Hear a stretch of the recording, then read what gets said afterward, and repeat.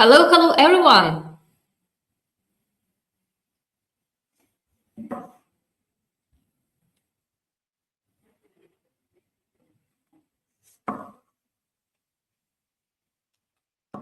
A few more seconds while everyone is joining us today.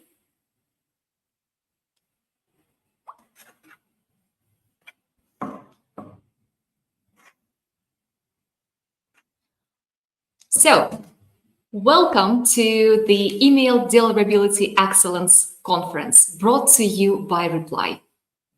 Today, we're focused on one thing, making sure your cold emails land where they should, in the inbox. My name is Olivia Milton. I'm CMO at Reply.io, and I'll be your host for today. To get started, first of all, let me ask. Question number one, where are you from?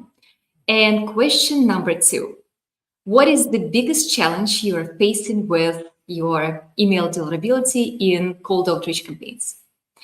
Two questions, please put it in the chat and I'll be checking it in a few moments.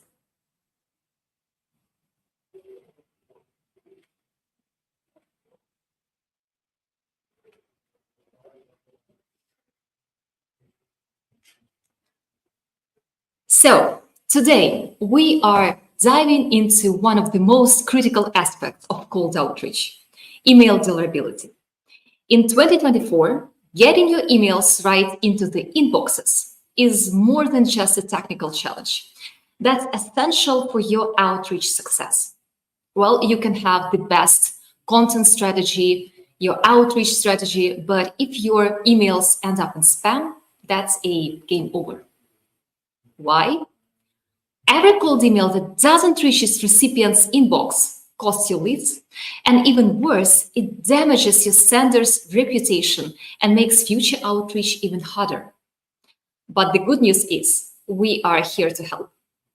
Today's event is about equipping you with the knowledge and strategies you need to ensure your emails hit their target, whether you are sending 10 or 10,000 emails. So now let me get back to the chat. Okay, so we have Philippines, Greece, New York. I'm from Kiev. I'm from Kiev as well. Okay, Ukraine, Bulgaria. Ukraine again. Hello, everyone. So my two questions while everyone is joining were about first, where are you from? And second, what is the biggest challenge? Since we'll be addressing email deliverability challenges today during the whole event. Okay, so one of the challenges, not sure about emails are landing in the inbox or not, biggest issue. Probably the main challenge every time is to come up with a good subject. Concerns on pixel tracking. Hi from Indonesia, Lviv. My challenge is the decision makers who don't do what you tell them. Amazing. I'm really excited to see all of you here today from all over the world. And basically, that's just another proof that we're all united with the same issue, the same problem. And hopefully, during today's event, you'll find your answers, while our experts will be sharing some of their proven strategies and recent learnings and findings on the different topics on deliverability. Okay, Odessa, Kharkiv, GDPR stuff. Great. By the way, guys, feel free to put your questions to our speakers in the chat and we'll be addressing them also during the event.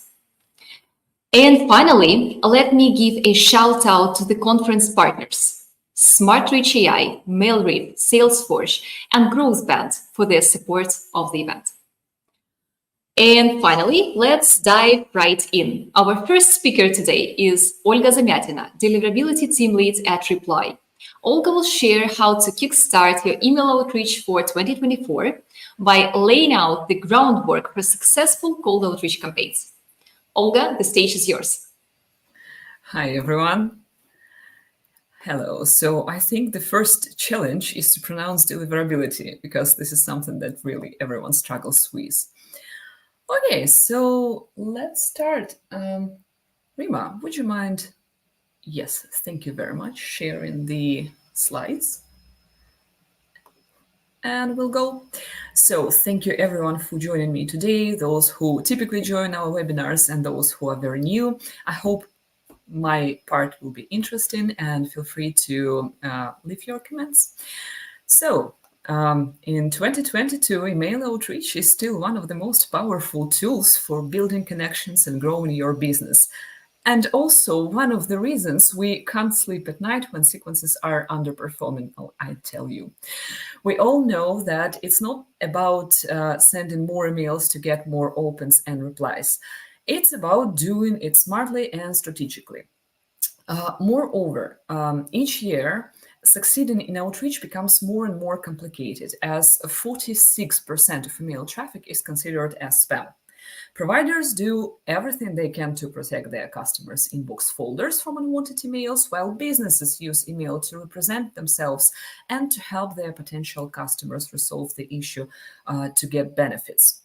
It's like a continuous race between providers and businesses, and we are here to ease your run and to reduce your anxiety, although you can't be too anxious when it comes to deliverability. So, in today's talk, we'll dive into the key steps for launching a successful outreach campaign, from choosing the right domain and email provider to setting up everything you need to start in replies. So, let's get started. Selecting the right domain is a very important first step for maximizing email deliverability. This involves deciding how many domains you'd like to use and choose an appropriate domain extension.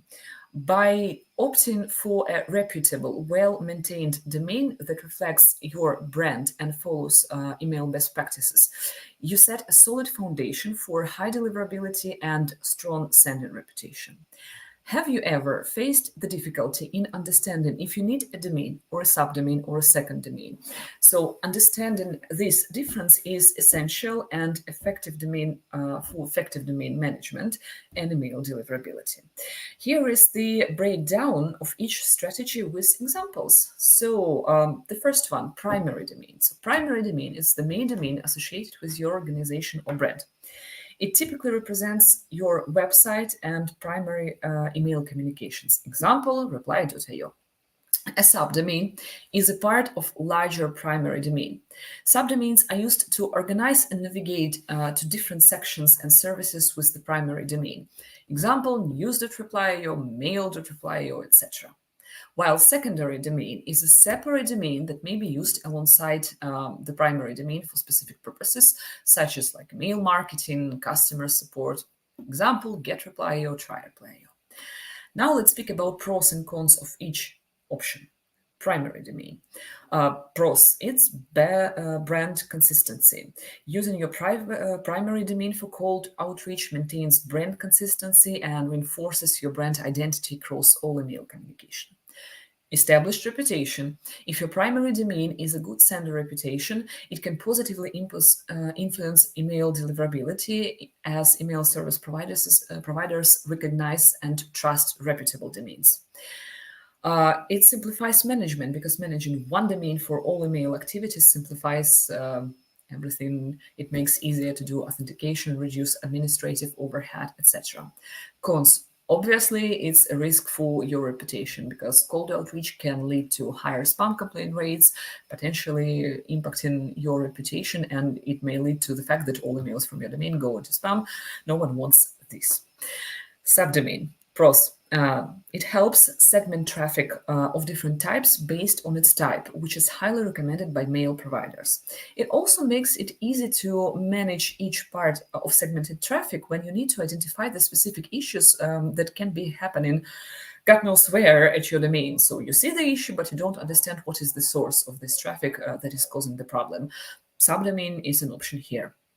But the problem here is that you should not expect from subdomain to protect your main domain from spam issues. So if spam happens on subdomain level, your domain is still at risk. Secondary domain. Isolation of risks. So using a separate domain for cold outreach isolates the risks of potential deliverability issues such as spam complaints or bounces, like minimizing impact for your primary domain. It also gives some like experimental flexibility because a secondary domain allows to test different approaches. By the way, the third speaker today is Vlad from our team, which is a king of such experiments. So I hope he'll share some tips from his side. Cons. Uh, it can be a bit complex to manage all your domains, specifically if you have like dozens of them. Brand fragmentation. So using different domain for cold outreach may lead to brand fragmentation and like confusion among recipients. And by the way, it may confuse mail providers because one of the like minuses of using secondary domains is that mail providers may consider this as a phishing attempt or like a spammy behavior when people purchase tons of domains and send emails from them.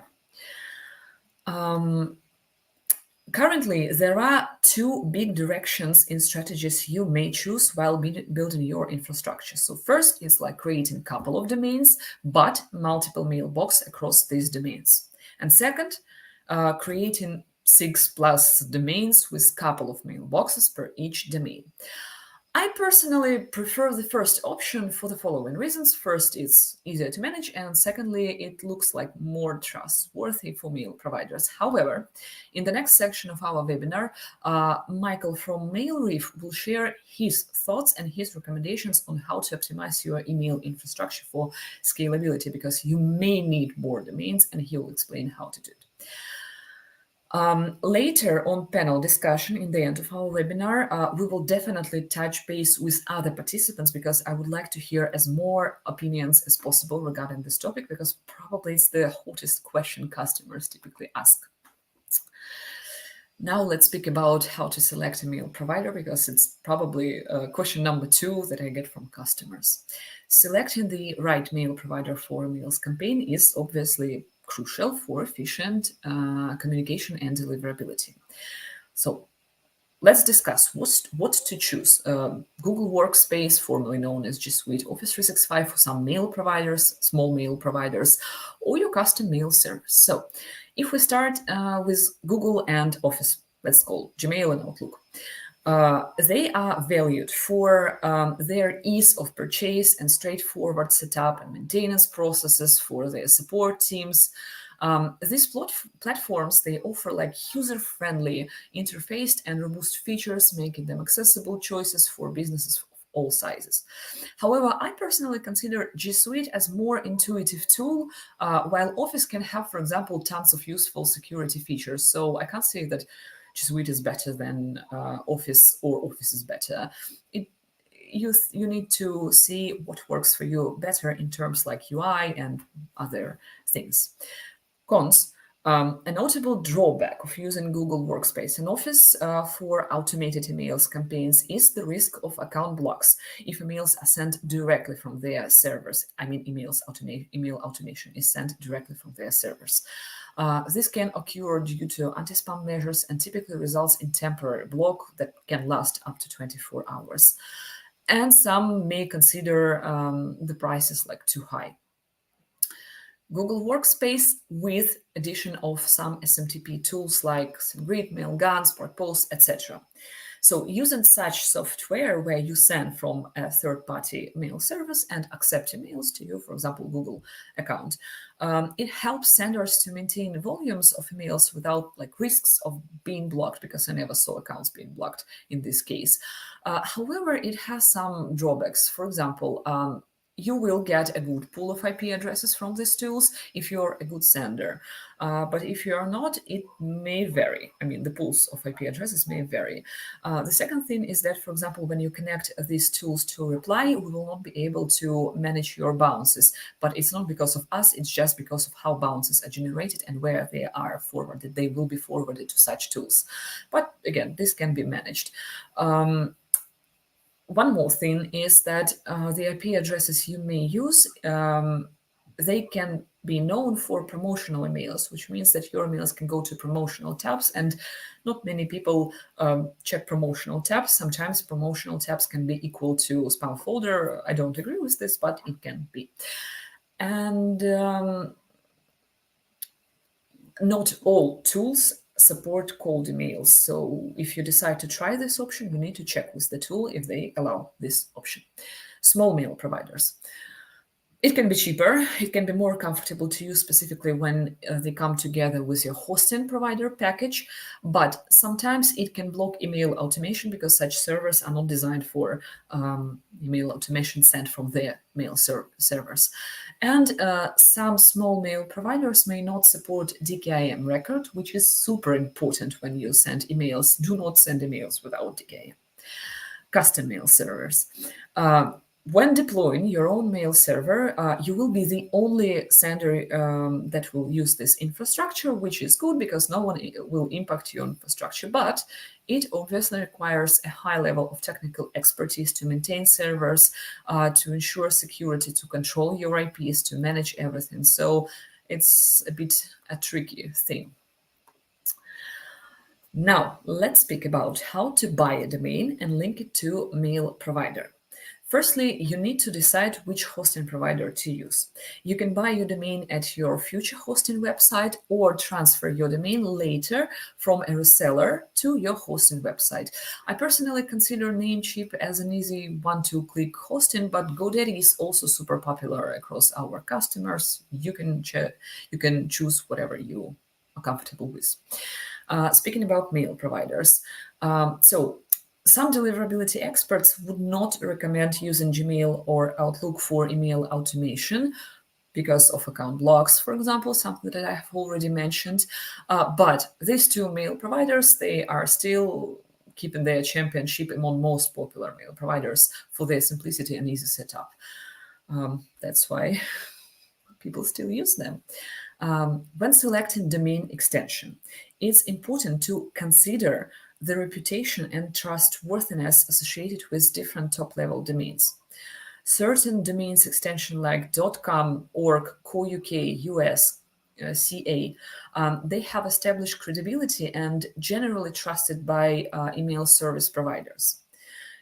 They are commonly used by legitimate business and organizations, making them less spammy, and they are typically associated with good traffic. Additionally, country-specific TLDs like United Kingdom, USA, domains, etc., they enhance local credibility and deliverability for target regional audiences. On the other hand, domain extensions like XYZ, BIS, and digital are often considered less trusted due to their affordability. So typically, spammers used to buy such domains. They send emails, and this because of the cheap price of these extensions, and that's why they are a bit compromised. So it's better to use more trusted extensions. When you purchase a mail service, the mail provider will give you a simple step to link your future mailbox to your domain. This will include adding a few records to your DNS, like ownership verification and MX records. I highlight this topic because this is very important. If you do not set correctly MX records, you will not receive emails and you will not notice it because you will be able to send emails, but no one will be able to message you. If you transfer your if you transfer your mailbox from one provider to another, also do not forget to check your MX records. And the next step is to authenticate your mail service to send emails from your domain. This is rarely done during linking domain and mail service, so you may need to do it later. After you have added SPF, DKIM, DMARC, it would be good to test use your domain using any online tool to make sure all set. Moreover, it's better to select tools that require sending emails to them to get the result, because there are some tools where you can like manually look up your DKIM record and you will see it. But in fact, you haven't, for example, finished DKIM setup. That's why eventually when you send emails, your emails are not signed with DKIM. So example of such tools is well-known mailtester.com. It's one of the most popular tools. Now, when you have already everything configured, you can create other mailboxes like add signatures, avatars, etc. Do not forget to add your pictures. And you can start warm up. Quickly, a few words about domain and email warm-up. Warm-up is needed to build your sender reputation if you have a new domain, or restore your domain reputation if you are experiencing spam issues. You can choose to warm up your domain and accounts manually or use automated tools. Manual warm-up can be more reliable because it involves real traffic and interactions, which can build trust with email service providers. However, this method is very time-consuming. So basically, you need to have a lot of friends, a lot of other people who can share their mailboxes with you and who will reply to you. And you may lose some friends because of this.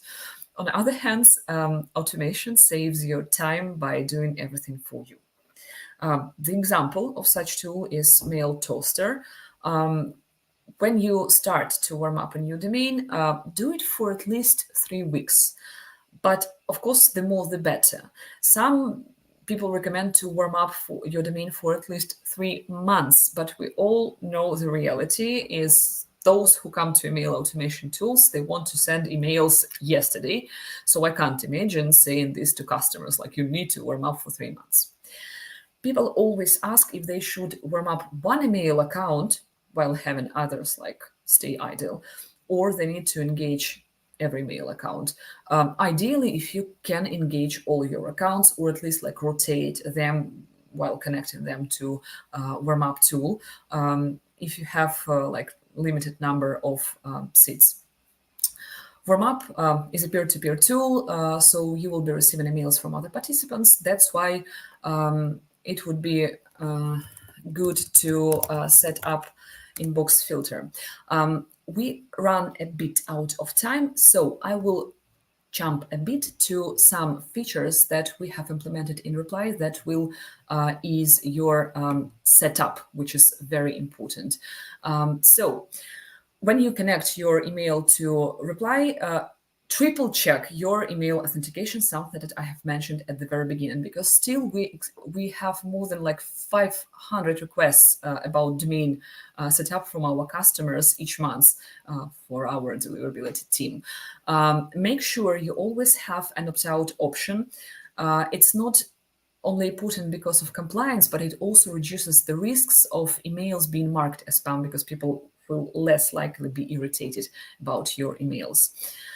Next goes email account settings page and email delays and wrap up. When setting email delay, you can specify the minimum and maximum delays, and the system will send emails randomly to this interval to make your emails look a bit less automated.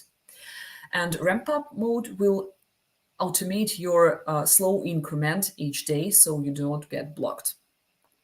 We also did some improvements in terms of branded links, which is known as custom tracking link. So you can match your tracking links with your sending domains in one click instead of manually selecting all your email accounts like it was before, because this is the idea of custom tracking, to equal your tracking link to your send domain. And you can always come back to check which values the system generated for you if you, for example, accidentally forgot to copy them. So you can now see it here. We also did a restructure of UI of this section, and right now you see that your branded links will be grouped by domain, which is very similar to how email accounts page is right now organized. And in sequence settings, you will also see the option to set delays, but not only in seconds, but for example, in hours, because some people are very interested in this. And a few more quick features we have implemented is plain text mode, which removes any HTML from your emails. What you need to understand here is any tracking, open, click tracking, etc. They are performed using HTML. In addition, images, text formatting, it's everything done through HTML. So if you enable this option, be ready that you will not have images tracking, but it will improve deliverability because of missing HTML. There is also an option that is called link unsubscribe header. So it's basically a tool to follow up providers' recommendations, because if you are considered as a bulk sender, they strongly recommend you to have this option. If you enable it to the sequences, your recipients may see it in inbox in the drop down, and if they click this option, they will see a pop-up to unsubscribe. If they unsubscribe, they automatically send an email to your mailbox, and we detect such email as an opt-out. Several things to note here. First of all, you should not use this option as a main opt-out option, because it's not always displayed, and it does not depend on you or us. It depends on mail provider whether they decided to show it or not. And speaking about Gmail updates and open tracking, I saw some comments about it, and we'll probably get closer to this topic during panel discussion because we're running out of time. But rumors say that open tracking link causes this banner when email gets to inbox, but still there is such banner. Some emails may even go to spam because of open tracking. We did massive investigations and tests, and what we see is that yes, sometimes open tracking can cause it, but also sometimes images can cause it. And we can't say that if you have open tracking, 100% you will have this banner or you will go to spam. No, there are several conditions like domain reputation, etc. So if you want to stay on the safe side, yes, obviously you need to turn off open tracking and remove images, but it's not like a common rule. That's all from my side. I'll pass the word to Olivia and to the next speaker. Thank you so much, Olga, for your presentation. May I ask you to stay for a while and answer the questions in the chat, just in the chat. Thank you so much. We have a few questions, and I do believe you know the right answers. And now let's... Next, we have Michael Benson, founder and CEO of MailReef. Michael will cover how to optimize your email infrastructure for scalability. If you're planning to grow your outreach, Michael's session is a must. Michael, over to you. Thanks so much, everybody. Hi, my name is Mike. Nice to meet you. I'm the founder of MailReef. We've been working with Reply quite a bit over the last, I would say, 6 months or so, since over time, basically Gmail and Outlook have been kind of blocking accounts more. And essentially one of our products, MailReef, essentially helps kind of combat almost creating secondary accounts that aren't Google and Microsoft. And so, part of the reason I'm on today is to kind of talk about our new integration with the team. And I'll kind of get into that to the back of the slide, but to kind of give you a background on myself. So I've actually been in the cold email space almost 10 years, which, through all the updates of the cold email world kind of seems like an eternity. So I started my career out essentially just building, your almost run-of-the-mill lead gen agency where it was specifically focusing on cold email. So finding contacts, sending drip campaigns, managing those replies, and then booking meetings and essentially handing that off to the prospect. So we worked with a ton of different industries and learned quite a bit. While at our agency, we essentially were trying to figure out a way to just get more emails to land in the inbox, which is essentially the name of the game. And so we internally built a company called Warmup Inbox. If you've been in the cold email space, for at least about 3 or 4 years, it's likely you've probably, come across Warmup Inbox at some point. It was actually the first warm-up tool in the United States, one of the first just built ever. We ended up scaling that to almost 100,000 mailboxes connected to our network, where basically mailboxes were talking to each other, very similar to Mail Toaster within Reply today. Still to this day, warmup is around. It's one of the largest email warmup networks in the world. We ended up selling that to a great team, and they're doing a great job. And so while at warmup inbox, we noticed that basically a lot of Google and Microsoft accounts were just getting blocked, or you'd be sending emails and open rates would be 50-60% and everything would be great. And out of nowhere, your email got blocked, or all of a sudden open rates are 5 to 8%, and people just kind of didn't know why.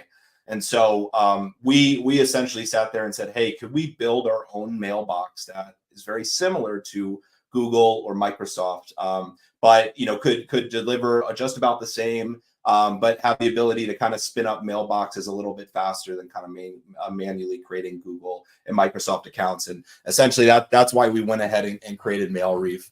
And I'll kind of get into that to the back of it, but ultimately, this presentation is really about how to optimize, your infrastructure for scale. And so, yes, MailReef is a product we own, but we actually only say to use MailReef in certain circumstances, or even layering in a third of our infrastructure. And so we'll kind of get into that, because there's a lot of different ways to scale up an infrastructure. Our product is just like one specific way, but there's a lot of different ways to go about it. And so essentially, like this will probably be kind of your almost like advanced cold email deliverability course, but I'll try to kind of summarize some of it so it's a little bit digestible for some of the beginners. Olga's past presentation was great. Essentially, like the order of operations, like where we would like to start is basically kind of figuring out what works. And like on us, it's extremely just to get one email or one template that works is extremely tough. And so if you kind of saw Olga go through kind of all these different steps of, where to buy domains, is it secondary or primary domain?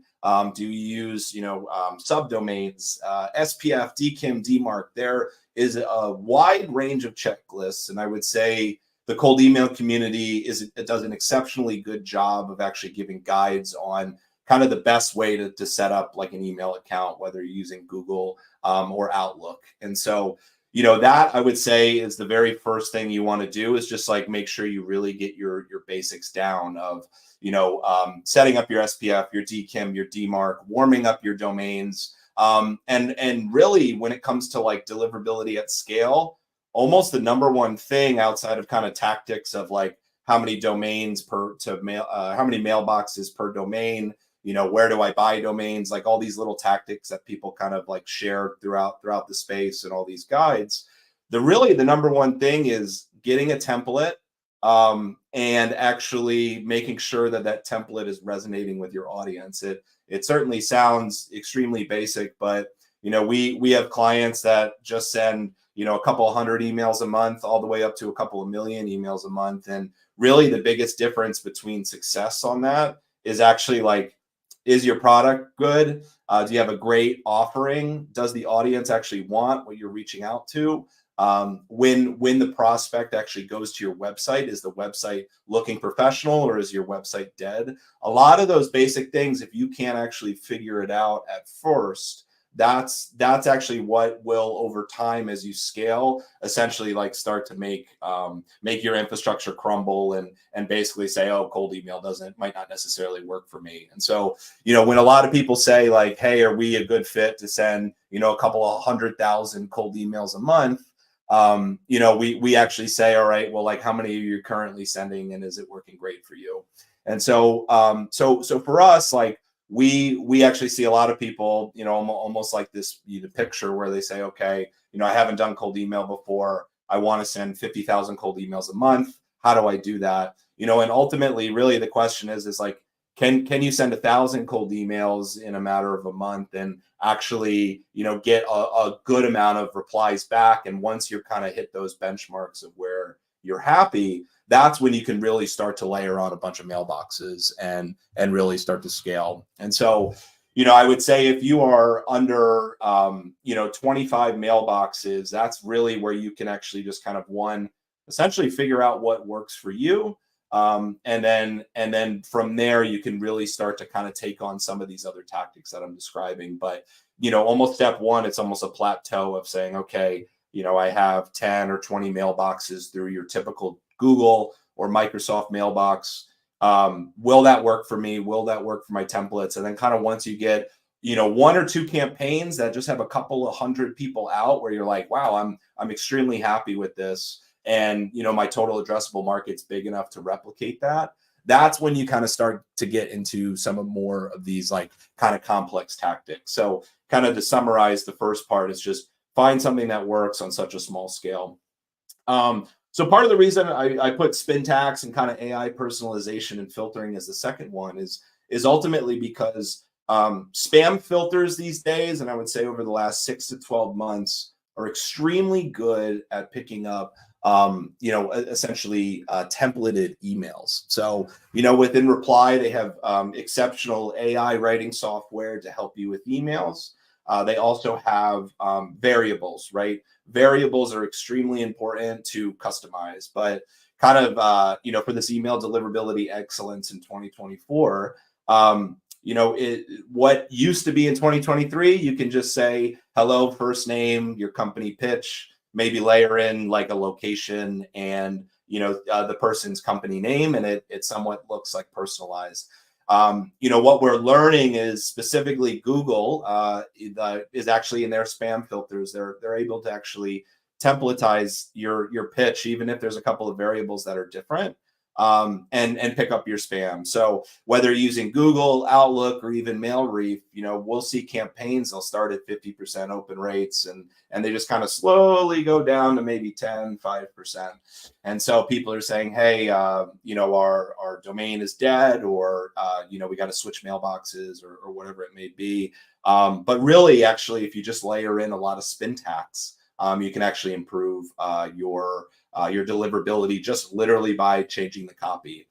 For those that don't know, essentially spin tax is the way to almost say the same thing, but variate it a lot. So for example, you can do kind of curly brackets of spin tax that says, hi, hello, hey, howdy. And then you can say the person's first name, but in that kind of spin tax block, it'll automatically rotate through all of those variations. And even though you're saying the same thing, it's variating it a bunch. So you can do that kind of in your value prop within your cold email copy, those types of things, where essentially we tell our clients, like, if you have a template that's about this big, add some spin tax and make it this big.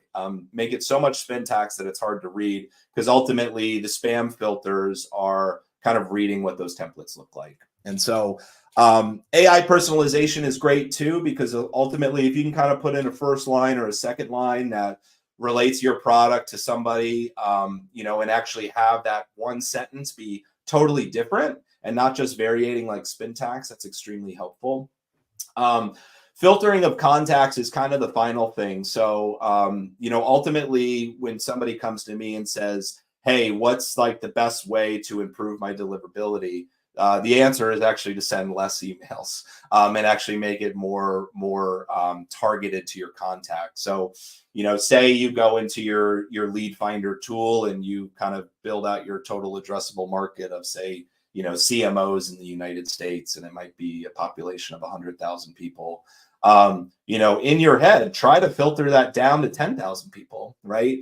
There's great tools these days like clay.com that basically you can take kind of a large population of data, add a bunch of rules, and almost filter down to your ideal prospect. And so just by whittling that down as hyper specific as possible, you're essentially going to almost compound your deliverability, meaning you send 10,000 emails instead of 100,000, and those 10,000 people are actually resonating a lot more.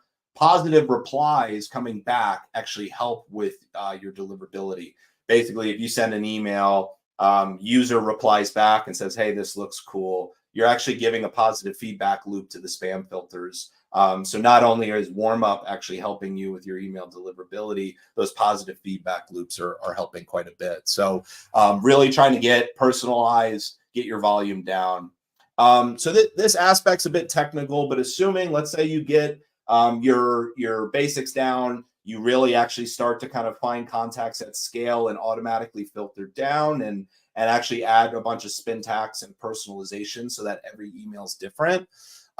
Ultimately, there's a bit of like technical aspects that you can actually really get down to truly actually basically troubleshoot deliverability and really understand like what's going on a high level between when you hit send on a mailbox, whether it's MailReef, Google, or Microsoft, like what is actually happening and how it's structured.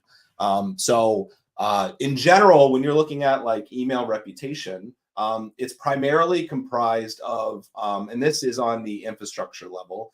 If you're going kind of back, if your templates are too templatized, if you're using spam trigger words like free trial or using $signs or embedding a YouTube video in the email copy, kind of this part doesn't even necessarily matter. You first really need to get your contacts and your copy done. Assuming that is good, then you can kind of move on to a bigger infrastructure. For example, spinning up hundreds of Google or Microsoft mailboxes or using like something like MailReef to automate it. But essentially, domain reputation is comprised of like where you buy your domains. So think GoDaddy, Namecheap, even the reputation on that domain name itself. Your email address. So, somebody like Mike at acme.com, in theory, could hold a little bit of different reputation than Tyler at acme.com. It all has to do with like the spam clicks that are on that email address. And then finally, it's like, who's the provider that's actually firing out emails? So, Google in some cases has better deliverability than Microsoft. And in some cases, Microsoft has better deliverability than Google.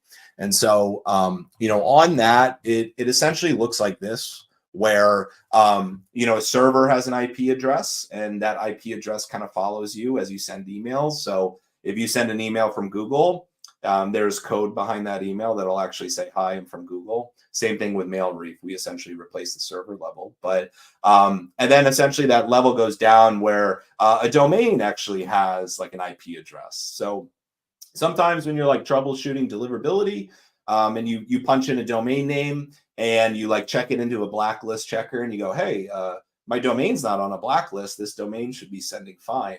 What a lot of people don't understand is actually there's underlying server reputation. So there's actually basically the way it works on Google and Microsoft is you're being shared on kind of the same IP pool and the same IP pool servers on Google, Microsoft. It's actually part of the reason why Google is so profitable is the idea is that they'll take one kind of server with a couple of IPs and they put tens of thousands of people on the same server.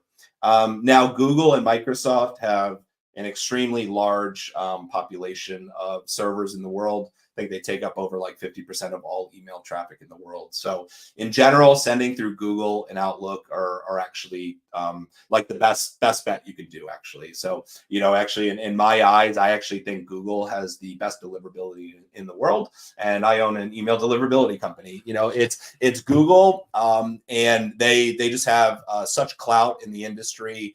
But there are some flaws to Google at times. Ultimately, sometimes you can be on a bad Google server. And so, ultimately, Google lets anybody in.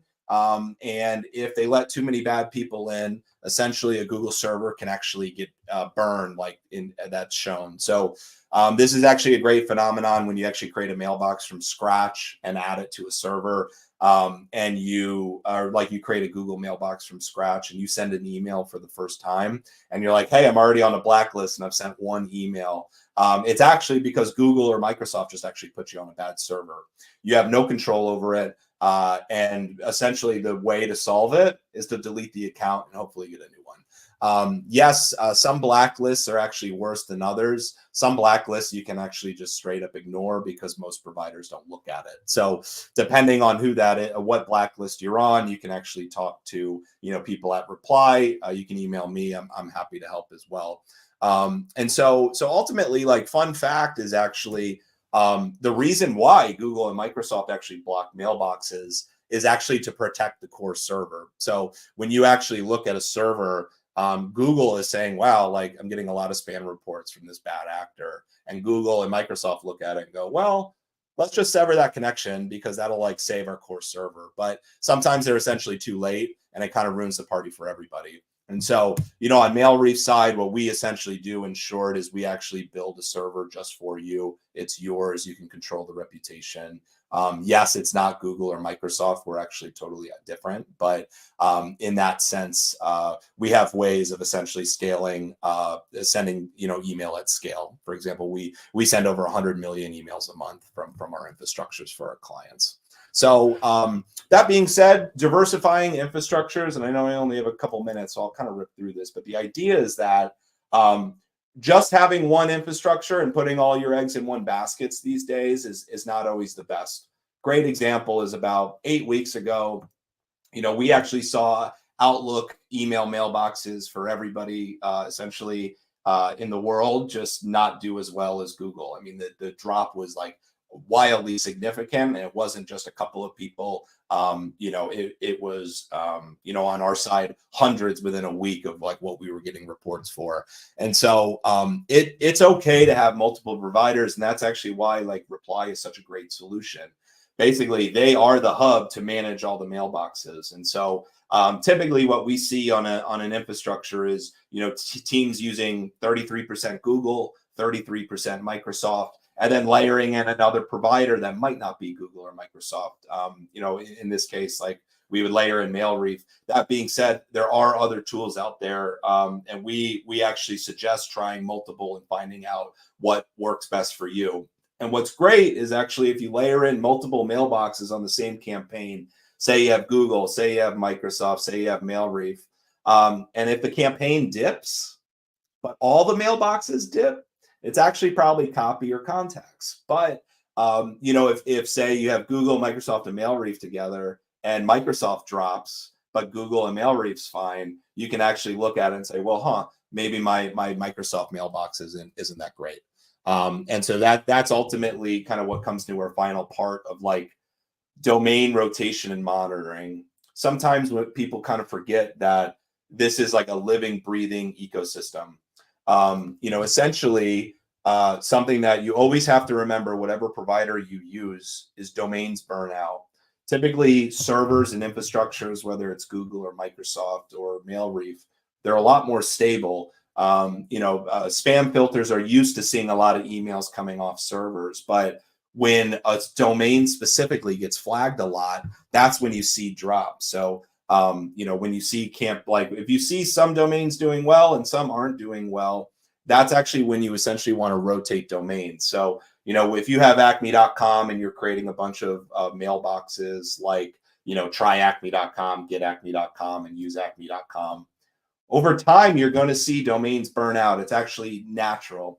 We see some domains burn out as quickly as 3 weeks. We see some domains burn out over 3 years. Really depends on your industry, how hard it is that people are actually hitting the spam button. And so you basically always have to remember to cycle through domains, and that it's always this living, breathing thing. So we always have clients that are basically spinning up domains like once a month. On the first of the month, whatever your volume is that you're used to, you just create a bunch of new domains, warm them up, keep them in reserves, and then as you see domains drop below your benchmarks, you can cycle those out. There's also other great like tools to help with like deliverability checks, where you can basically send a test email, see where it's kind of placing in the inbox. There are some tactics on how to approach that, but in general, your number one metrics are, looking within your reply dashboard and saying, well, I'm used to getting a 1% reply rate. This domain is actually getting a 0.1% reply rate. I've sent enough emails to determine that this domain is bad. The solution is either to delete the domain entirely or pause it, warm it up for another 60 or 90 days, and then retest it again on a new campaign. Domains can be recycled, they can be renewed, but it really depends on everything, depends on the number of times people hit that spam button. So you can have the best infrastructure in the world, you can have the most amount of mailboxes in the world, but if you do not, have a good kind of volume out to spam hit button ratio, essentially it's always going to be kind of a fighting battle. So that's why kind of going back to the first part is start really small, and then you can scale up from there. But thanks so much for the mic, and I'll be on the panel shortly, and we'll go from there. But thanks, everybody. Thank you, Michael. I would like to ask you to stay in chat for, well, a few more minutes. And those of you guys who listen to this conference right now, please provide your questions and put your questions in the chat so Michael can answer them real time. Thank you, Michael. Those were some great takeaways on how to scale email outreach while maintaining deliverability. Up next, Vlad Oleksienko, Head of Growth at Reply.io, who will share how to boost email deliverability with insights from 100 million emails. If you're looking for data-driven tips, this is the session for you. Vlad, take it away. Thanks, Olivia. Hello, everyone. Super cool presentations before me, and the one more fireside chat, super cool after me. So stay tuned. Gonna learn a few more insights myself. So without further ado, let me start sharing my screen. Entire screen. Boom. Here we go. So, I know that we have really cool experts here, but again, sometimes people on social media or other private channels, groups, communities, they share some insights. And typically those insights are like opinions. They may just have some opinions on those two different topics, like cold outreach, outbound, plus deliverability. Typically, you can read, hey, do this, then you read, hey, do this instead, and then you have those different opinions. Personally, I love having these data-backed insights on cold outreach because, again, it's all about like science, having some numbers and improving those numbers. Again, science and numbers can fix or answer all questions, but it's like a good approach to have at least see a trend or some commonly like used statements. So again, today I will be talking about like how to boost your email deliverability with insights from all 100 million emails sent through Reply platform in the past 9 to 10 months, I guess. So we analyzed lots of emails, lots of use cases, industries, user segments, because different users have different behaviors and how they use the platform. So we double check everything. So super happy to share some insights today. Here's what we will cover. I will go through recent changes in cold email deliverability again, one more time. Then I will share some best email deliverability best practices, and again, data-backed insights with charts from this presentation. And again, useful bonus content for you to have everything streamlined. So first of all, why it matters. Why? Because as you can see here, global spam volume as a percentage of total email traffic is going down. So it means that email providers and tech giants like Amazon, Google, Microsoft, they spend more and more time improving their spam filters. So they want their users to like never see spam again. And unfortunately, cold outreach sometimes is treated as spam. So we need to so for example, you don't send lots of cold emails nowadays. But again, for Google, for Microsoft, you can be treated as a spammer again. So because again, they spend more and more time and efforts to cut off the spam volume of all total email traffic. And again, nowadays, it doesn't matter how many contacts you reach out, how you personalize your cold emails are, how much time you spend integrating your cold outreach tool with your CRM, your ABM, account-based selling, account-based marketing, all those things, because it doesn't matter if your cold emails are going to spam folder. And again, why? Because nobody replies from spam folder, even if your cold email is personalized, well written, well personalized, and so on. Because it's in our behavior, right? So it sounds like, okay, why this email is in spam folder? Probably I will skip it for now. But again, I had a bunch of use cases where prospects reply back to me saying, hey, your email is in spam folder. And the best part, actually, I've been there. I burned out a few domains. I burned out a few email inboxes, like dozens of mailboxes myself. So nowadays it's super hard to like never be in a spam folder when it comes to cold outreach. So, and again, as you can see here, again, those tech giants spend more time educating their users. Then they show, as you can see here, with recent Google updates, there are way more banners indicating that this message seems dangerous. In this file, in this email, there is an attachment. Again, don't share your information with someone outside your organization. And nowadays, it happened with open tracking pixels. So there is a message saying image in this message are hidden. This message might be suspicious or spam, and again, then report spam. There is nothing wrong with open tracking at all if you trust your recipients, but it's easier for recipients to click report spam. And again, deliverability is like super correlated with this user-generated spam report. So user-reported spam like percentage.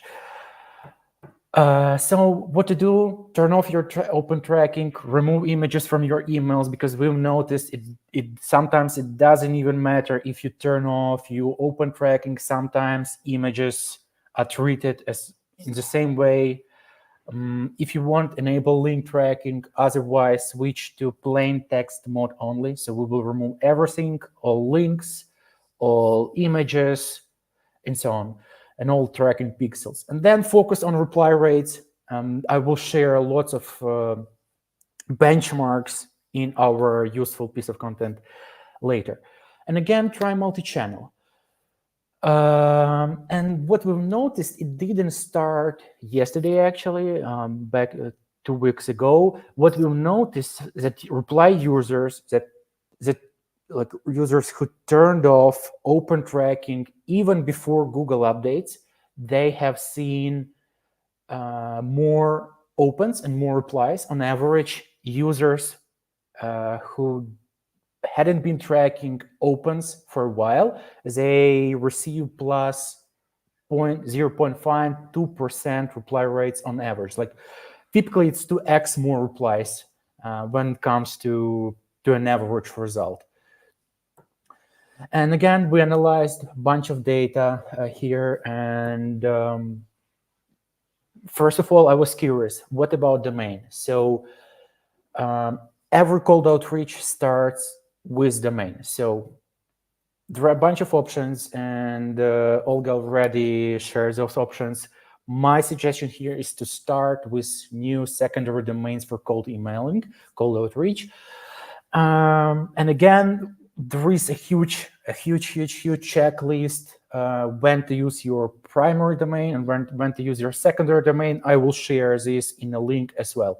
So then you can decide when to use your main domain, when to use additional secondary domains. Again, why secondary domains? Because if you fail, you will not hurt your main domain reputation. Then the best part with reply, you can connect all these emails, unlimited number of email inboxes if needed, to your reply account, and then just scale your cold outreach with having more and more domains, so no need to worry about that. And what we'll note is that some domains will generate great results in terms of open rates on average. For example, like .so, .france, .canada, .denmark, Bulgaria, XYZ, not bad one, Europe, UK, and Netherlands. Then we have good domains for cold outreach, commonly used like domains like .com, .ai, .co, .io. So these ones are still awesome choices for your cold outreach. And then we have a bunch of bad domains. What we've noticed is that lots of people, for some reason, use cheap domains for cold outreach. Again, my suggestion here is to avoid using them and focus on more expensive ones. For example, so when it comes to domain best practices, when selecting domains, consider the reputation of top-level domains, because again, these bad domains worldwide are used by spammers mostly, and then they had bad reputation across industries. Then stick to more expensive ones like .com, .co, .io, .org, and .ai. These ones are perfect choice for cold outreach. Some country-specific domains, on average, help generate higher open and reply rates. So if you have some local company, localized, I don't know, agency, marketing agency, or recording agency, feel free to use your country's domains. That's how you can build better reputation and get more open and replies when it comes to cold outreach. And avoid cheaper domains like VIP, Click, Legal, Online, Link, etc. And again, when it comes to domain age, even new domains have quite decent deliverability. As you can see here, average open rate by domain age. Of course, it's better when it comes to older domains, but it's still okay to use brand new domains for cold outreach. Based on my best practice here at Reply, I always wait 2-4 weeks. When I purchase new domain, I wait 2-4 weeks before starting cold outreach, even before connecting my mailboxes to this domain. And then always have 2-3 domains in your arsenal in advance. Why? Because if you burn out your additional domain, you always can start using another one. So have them in advance, just purchase them in advance, and that's my pro tip for cold outreach at scale. Then create your email accounts. Don't use free Gmail or Outlook. Focus on Gmail, Office, Google Workspace, and Office. And again, alternatively, you can use tools like MailReef, MailForge, MailScale, Inframail, etc. And then you can integrate those providers with Reply. Then next step, when you have domains, when you have email inboxes, you have to connect them to Reply. And then once they are connected, you have this technical setup. Make sure SPF, DKIM, DMARC, MX records are connected properly. If you have any questions, feel free to chat with our team. They will be happy to help you here. And then use warmup if needed. Then you can use 2 options here: reputation protect and new email account. Then probably 20% of all your cold emails should be warmup emails. When in case you have low reply rates, if you have really cool reply rates for your outbound sequences, for example, I would say maybe 5% plus, and you have a bunch of back and forth emails with your prospects outside cold outreach, there is no need to have warmup actually. Personally, for some domains, we don't use warmup internally here at Reply as a team at all. Again, it's a pro tip, but typically if you have industry average reply rates, something like maybe 1 to 3% per email step, then probably you will need to use warmup. Then choose your email sending method. They're not talking about this a lot, but what we've noticed that basically there are 2 email sending methods nowadays. It's like SMTP, which stands for simple mail. Sorry, I forgot the name of this abbreviation. And again, so SMTP, it's an old school way to send all emails, and nowadays they rely on API for sending emails. And what we've noticed is that the users who rely on sending emails via SMTP can get almost additional 10-15% open rates. in comparison to emails sent via SMTP. On average, reply open rate for email sent through API was 42%, almost 42%, and via SMTP it was 30.5%. And the same, as you can see here, average reply rate is also bigger for emails sent through API.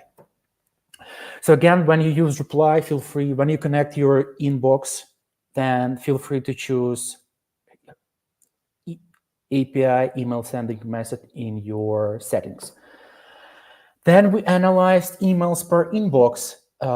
Again, what we've noticed, and probably speakers in the next presentation will say the same pretty much. What we've noticed is that the more emails sent per inbox per day, the fewer opens and replies you get on average.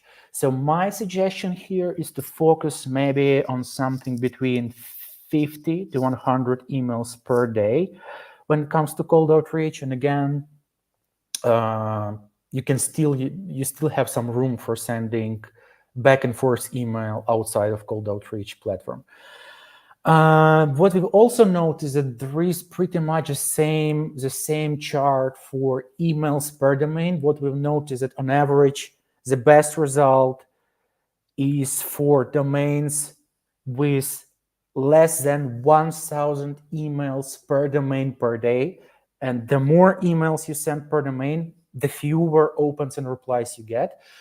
So again, it's safe to assume that something between 1,000, 2,000 cold emails per domain per day is a sweet spot. Another useful deliverability tip here is to use branded links for if you rely on click tracking, open tracking, and opt-out tracking. So you can use branded links. And what we'll notice that in some cases, in most cases basically, users who rely on branded links get additional 5 to 15% open rate on average. So this simple hack could help you improve your deliverability and reputation. Then now we have domain, we have inboxes, we know everything about sending volumes, sending message. Now it's more about data. What you need to focus on is your bounce rate. So again, when you upload your lists to your cold outreach tool or reply, always make sure to use email validation and remove unvalid and unverified emails from your sequence right away. And feel free and make sure to stick to 3% bounce rate on average per your campaign and per your domain. Also, make sure to remove spam words. Usually it makes sense because a few years ago I used one email template with a word discount in my email, and then my open rate dropped by almost 2x times. Then I noticed just remove this word and everything was the same, just like before. So make sure to check spam words and remove them from your sequences, like things like discount, offer. There are a bunch of those words out there. Then use spin tags to randomize your emails. Again, those email providers, they know that you send templated emails, and they can identify those sending patterns, right? So to make sure you send unique emails, make sure to use spin tags to make each email a little bit different. So again, as you can see here, there are 4 spin tags variables. So we already have hundreds of unique variations of this email template. When it comes to follow-ups, my recommendations here are to stick to 4 or 5 emails max. With every next follow-up, your cold outreach is less effective. Also, make sure for every step in your sequence, initial email, follow-ups, use both spin tags and more variants. For example, my sequence have like 5 to 6, maybe sometimes even 10 A/B tests to make my like randomization even more like advanced. And what we've noticed again, sequence benchmarks with every new step, additional step in your sequence, your average open and reply rate goes down. So to effectively utilize your email inboxes and domains, my suggestion here is to focus on 4, maybe 5 emails per sequence max. All right, that's I think one of the most important tips to improve your deliverability, but we have way more insights and things to check. So feel free to check out our email deliverability guide. You will have a step-by-step guide on how to achieve huge open rates, even more data-backed insights, a list of useful tools to monitor your deliverability, benchmarks, like dozens of benchmarks and metrics, and a cold email deliverability checklist. So hope you will find it useful and helpful. As always, let's stay in touch. Feel free to scan this QR code, and happy to answer your questions via email, LinkedIn, or via chat. So thank you for your time. Hope you enjoyed the presentation. Thank you, Vlad. Team, may I ask you to put the link to the email deliverability guide that Vlad has mentioned in the chat now, so that those who are curious about that could take a look right now. And finally, we have an exciting panel discussion on email deliverability in the new reality, warmup, content, number of mailboxes, or tools. Joining us are Michael Benson, Frank Saunders, co-founder and CEO of Salesforce, and Jess Willett, founder of Lead Magic. I am passing mic to Olga Zamyatina to moderate this panel discussion. Panelists, take it away. Hello, everyone. I'm happy to see all of you. Michael, first of all, thank you very much for your part. That was super useful. So, guys, let's do this. I know some information is obviously known to people who are experienced in deliverability, but there are still people in chat who are watching us and who don't know like the basics.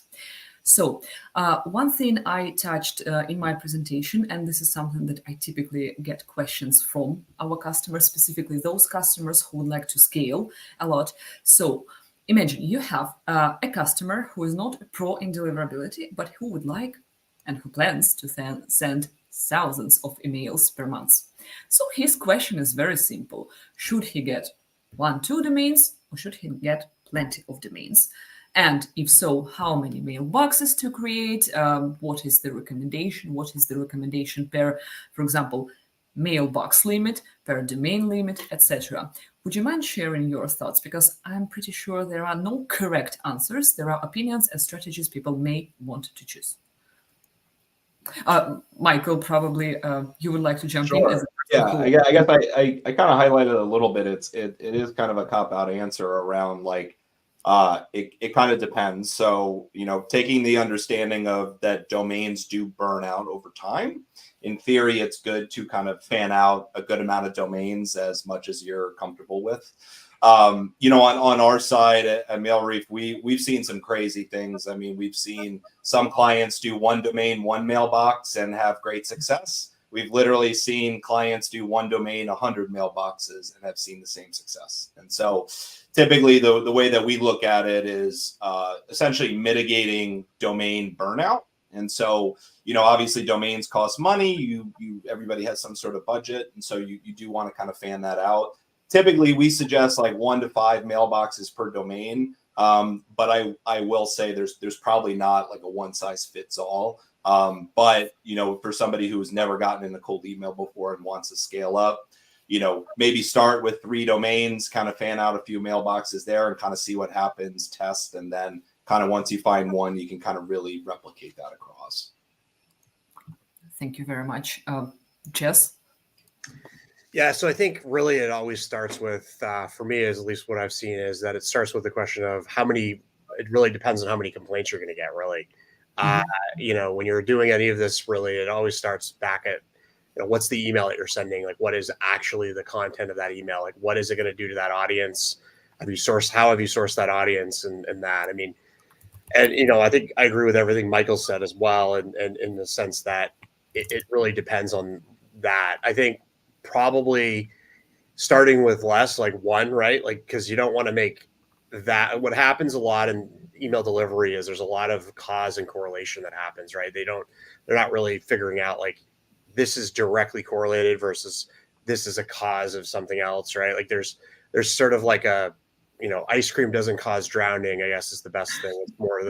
It's more the nice weather in the summer. People are near, lakes and pools and things, but it's one of those things that you really have to look at. And I think if you could starting out, you want to take as many things out of the equation as possible.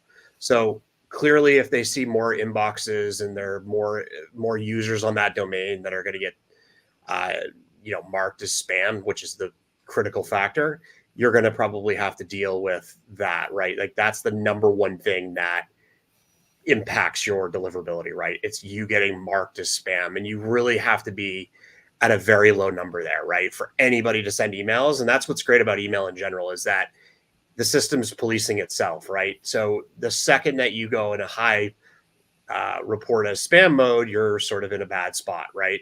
And if you can keep it at 1 to start, probably, and then maybe you could scale it up to 2 or 3. I don't see many people doing more than that, but I think it does depend. I mean, if you have a really clean copy that you're like pretty well tested audience targeted, you could probably do more, I guess. But really it's the number of emails you're sending really is going to be the more impactful metric for that. I think, because I think the domain's going to get, much as we know about the algorithms that they're using, it's probably going to have to do more with how many report as spam you get on that domain name by day. Really is the key metric, I think. Thank you very much, Frank. Anything from your side? Well, when somebody says, "Hey, I want to send thousands of emails or whatever," I typically look at telling customers essentially doing backwards analysis. So let's say if you want to be booking 10 demos or 20 demos, you should really figure out how many contacts you want to be processing to get to that number. Right. And if you've done cold email in the past, you have some sort of data, whether that's in HubSpot or whether that's in another CRM, and it allows you to calculate, how many contacts or emails you want to be sending. Typically, you'll send about 2 or 3 emails to a prospect, and that's the typical setup. Because naturally, if you're sending more than 3 emails, the probability of reply is just too low to justify sending another email. And the probability of spam report is just much higher after the third email based on our data. Typically you would be setting up for each domain about 2-3 mailboxes, sending about 20 to 30 cold emails per mailbox per day. And you can use some sort of mailbox calculator. There's a bunch of them available online. You could just Google mailbox calculator, or email mailbox calculator or something. We have one as well, and it will just give you an idea how many domains mailbox you need. But typically, if you're in SMB space or a startup and you're starting off, I typically see companies setting up about 5 secondary domains, and against every secondary domain about 2 mailboxes. So that's 10 mailboxes in total. That's what we're seeing. But whether you need more or less just really depends. Yeah, there's a lot that goes into that. Whether the spam rates, you also naturally have to track your bounce rates. Also, your overall engagement rate. Are you actually getting replies or not? Because if you're barely getting any replies back, that means there's something wrong with your whole setup. These are just my general thoughts on that. Thank you very much. I absolutely agree with you about the number of steps too, because we did have some investigation across the platform, and the most performance sequences. First of all, you'll probably get a reply on step 2 or step 1, and the most performance sequences are those who have no more than 3 steps, because if you continue to follow up people who are not engaged, bumps, you are in spam, and this is one of the reasons. So typically we see about 50% of total replies probably coming after the first email, roughly. Then about, 30% of total replies after the second email. And then, the third email is about 20% roughly. So it just kind of doesn't make sense to be sending more than 3 emails. You're better off, using other channels like LinkedIn or cold calling, whatever else is that you're doing. Yeah, definitely. Do you have any tips for those who use multiple domains? So, for example, it makes sense to obviously to make your contact as content that you send as different as possible. Any other tips at this point? Michael, let's start with you again. You are muted. I'm sorry. Sorry, you are muted. Mike, you're muted, man. Michael. Thought I hit it. Sorry about that. Sorry. Sorry, can you clarify the question? So any other tips besides like kind of syntax and Yes, that's correct. So you have like five domains. What safety tips, except probably obvious, like list cleaning, don't send a lot of emails, some maybe tricks that are not very obvious for people that you may suggest? Yeah, and I think the main one is really just trying to keep volume down as much as you can and like hyper personalize. That's mainly like some of the just kind of core things where there isn't always kind of like a one tip to like allow you to send a lot more cold email. It's more like we're always working with our clients to say, okay, can we funnel down a cohort and maybe focus on a kind of a different hook with one cohort, or even kind of eliminating a cohort altogether to kind of get that volume down. But no major kind of like tips that I have on my side. I see. Just anything from you? Yeah, so I think right now, I guess what an active tip that we're seeing is it does actually help quite a bit to, first of all, there's on the validation side, one of the things that we're seeing is there's valid emails, and then there's invalid, and then there's this other category called catch-all. And some of the email finders out there, what they're doing is they're giving you more database type leads, and some of those are catch-all emails. And what you have to do with catch-all is you have to monitor that data provider, because sometimes they get a little loose on what they're giving you, and that sometimes doesn't totally work, right? So we have that, and that's a different type of gasoline that you're going to put in your car, right? It's a different premium oil versus non. Now, if you're going after just valid, what we're seeing a huge uplift in replies on is the MX record. So if you check if it's on Google or Microsoft, it's a much and look, this is a pretty big overstated generalization here, but you're going to have better luck. Where people are really struggling with cold email right now is they think they can go into the Fortune 500, which are, Fort Knox, thinking they're going to go in. It's just not, you're not going to get into like a company that's got Cisco Ironport, systems. One report is spam, and the whole thing is going to block your entire domain right away. Like there's just no going back there. So we're actually seeing a lot of value in one of the things we do, we just give it away. It's not hard to do a DNS lookup on every company's records. So if you see the record is not Google or Microsoft, just know you're in for a different battle, right? It's going to be a completely different game. And what that's going to do is that compounds quite a bit, is getting that reply rate right away, getting that like domain into an engaged mode, I'd say, and getting positive engagement is really what you want, right? So if you can get that out there faster, and you can get that engagement going on valid and Google and Microsoft domains first, it's just such a huge angle. Then maybe you go back, hey, we're out of contacts. We need some more contacts to make the client happy. Just know that your success rate is going to be much lower. But, if I had to do it, I would cherry pick companies without really good email security, to be quite honest with you. And I'd go after less technical buyers right now. I think the technical buyers, people who are in, IT profession, and maybe I'm stereotyping here, but software engineers and IT people are going to know there's a report as spam button, and they're going to use that religiously, right? So that's another thing, like just targeting audiences, like kind of knowing what you're getting into. You're not going to break into the Fortune 500, probably not going to break into a software development team that's going to have you blocked. Like don't email multiple people at that company. But that's some of the things that I'm thinking about right now as I see this landscape changing quite a bit. And Jesse, that's an awesome insight. One thing to note too, just for like some of the beginners out there too, like to kind of programmatically look up a DNS and stuff is definitely like a little bit more advanced. But when you're kind of looking at it from like what do you do on kind of day one, the nice part is like when you use any validator tool in the market, If it's just saying valid, only send the valids. And generally speaking, those are most likely going to be Google and Microsoft. If you see a lot of catch-all, there's actually a direct correlation between catch-all emails and kind of those Fort Knox that Jesse mentioned. So kind of like, you know, if you're looking for almost an actionable item immediately, it would be just only send to valids. You're going to have a lot better time than kind of navigating those catch-alls. But awesome insight, Jesse. That was great. Thank you. By the way, let me jump in about catch-all emails. So I do have one customer who uses another domain to test catch-all emails. So he basically sends like simple emails to those catch-all and expects them to bounce. Some catch-all bounce, some do not. Jesse, would you mind to comment, should customers expect catch-all emails to bounce or not? Yeah, so they're definitely a different oil, right? Like, so I know there are some companies out there that are trying to merge the two together and kind of say they're going to be, but what they're doing is if you really separate out catch-alls out of any email finder, so we mark it as a valid catch-all, right? We do it a little bit differently there because we want you to know we're going to pull it from another source, might be a social media, might be, there's a lot of other ways to do it. And we're taking advantage of some of that.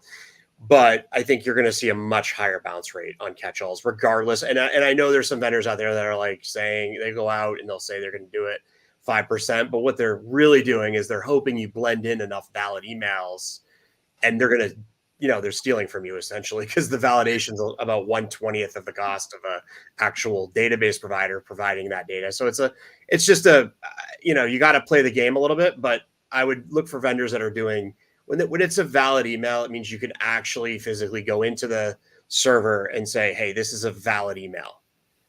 And if it says this is a valid email, the inbox comes back and says, yes, do you want to send an email to that person? And then you can not send one, or you can send one, right? That's what's happening behind the scenes. When you don't send one, you know that the email box is there. That's how the whole validation process works. And they're on to that, right? They know that's happening, but you know, it's going to happen a lot less as time goes on, but 5% is low enough that you could probably justify across a lot of domains. You could probably still skate by, just not as well. You know, you want to keep that probably between under 2 to 3%, right? Like just to, you know, that's another thing, but you know, and I know Frank has some interesting insights on this stuff too. So let him go. Thank you very much. Noted. Frank, your turn. Any tips? So, I mean, we spoke about, you know, validation. So yeah, that's a big one. I mean, typically, you know, I just say, you know, in cold email, the success boils down sort of across 4 pillars. One is infrastructure. Second one is sending. So using the right software to send emails with all the warmup built in, etc. And a bunch of other features. Then number 3 is the copy, actually, which has a major impact. And the last one is the targeting, right? So who do you actually send that email to? And you can essentially invest across those 4 pillars in order to be a lot more successful. Typically, what we find with issue logs actually is predominantly, and folks, you know, don't write really great copies, even though they know. So it's not my issue with connectivity, yeah? It's not mine. Might be on Frank's side. Might be a Frank's side. Okay, so while Frank probably tries to reconnect, I do have one more question regarding domains and multiple domains. So let's say I have a customer has tons of domains, and at some point, some domains start to perform worse. And the customer always asks how to understand if domain is completely spoiled, or it makes sense to, for example, remove some cold outreach, let it rest for some time, and restore it. How would you evaluate if domain is spoiled, and at what is the most effective way to restore it in time framing, like 1, 2, 3 weeks? Michael? Sure. So it's a good question. I guess generally, like email deliverability tests in general are a good, just kind of like quick spot check. You know, one, I guess, like kind of order of operations is one, take a quick look at the domain itself, see if it's on a blacklist. Depending on the blacklist, those could cause like major issues. Sometimes you can actually totally ignore it. There are blacklists that basically, like, for example, Google and Microsoft might not actually use, and it's not a big deal. And then on the deliverability side, basically, we will send, like, if you send an extremely vanilla email, like, hello, this is a test, you can ignore, and send that through a deliverability check. no signatures, no links. If those are going to spam, generally speaking, your domain is kind of shadow banned by a Google or Microsoft. You can actually see, fun fact, like delivering to Google is a lot harder than delivering to Microsoft. So you can kind of see those filters and kind of go from there. But we typically see like 30 to 90 days of warming up again and kind of kicking it back on, seeing how it does is fine. Something to kind of keep note is every domain does have some sort of elastic memory. So, it might kind of burn out a lot faster than some of these newer ones you've been warming up for a while. Thank you. Jesse? Yeah, so I think obviously stop sending with it to what you're doing. Do as much copy as you can, changes, right?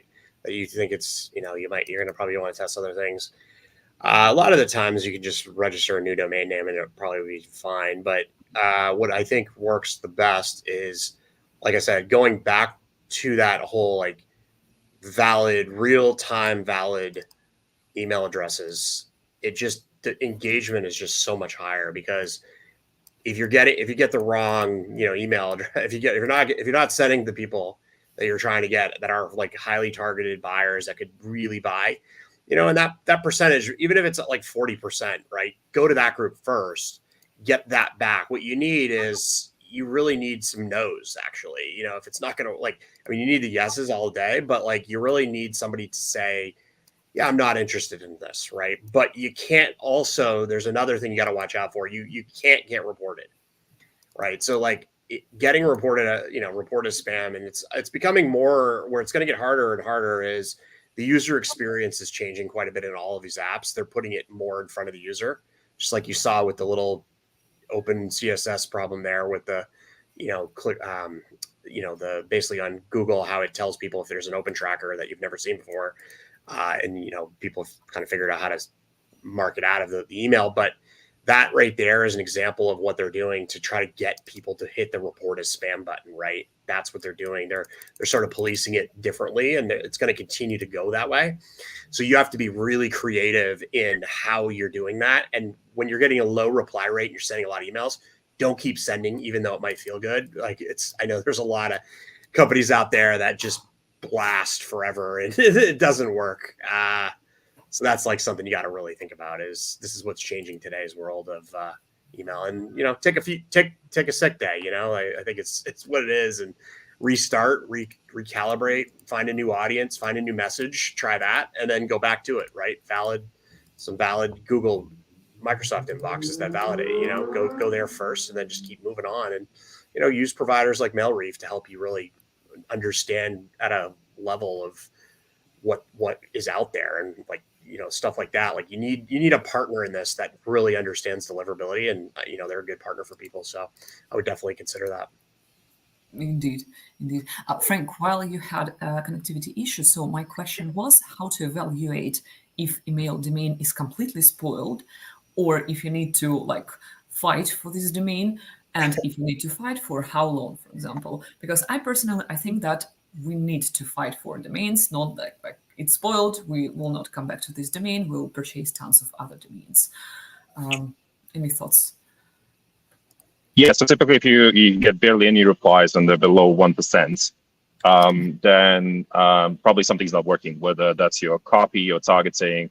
It could have been the domain is burned. You could, check it, with tools like MailReach or whatever other tools out there to see whether emails land in spam actually or not. You could just send, one to yourself, see how that pans out. And typically, if you have any concerns about your domains potentially have burned, just don't send any emails at all, and just keep them in the warm-up pool for a couple of weeks to 4 weeks, and then off you go. So yes, I'm also not a big believer that you shouldn't, you have to replace the domains, because naturally they're costly. But yeah, just put them back in the warm-up pool, let them warm up for a bit, and then off you go again after 4 weeks or so.